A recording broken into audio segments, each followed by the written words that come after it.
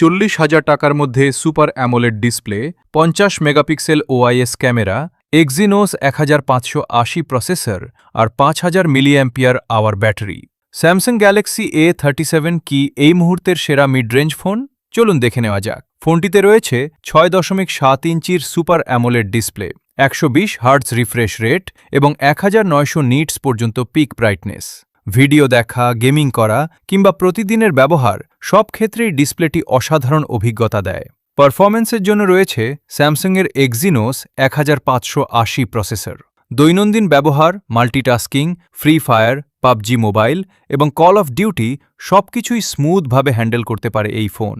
Camera সেকশনে রয়েছে 50 megapixel OIS main camera, 8 megapixel ultra wide এবং 5 মেগাপিক্সেল ম্যাক্রো ক্যামেরা।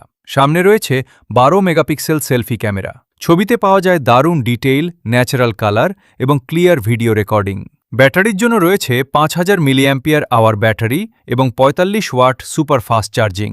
একবার চার্জে সহজেই সারাদিন ব্যবহার করা যায় আর চার্জও হয়ে যায় বেশ দ্রুত। যদি আপনার প্রথম পছন্দ হয় ভালো ক্যামেরা, দারুণ ডিসপ্লে, দীর্ঘ সফটওয়্যার আপডেট এবং নির্ভরযোগ্য পারফরম্যান্স, তাহলে স্যামসাং গ্যালাক্সি A37 হতে পারে এই প্রাইস রেঞ্জের অন্যতম সেরা স্মার্টফোন।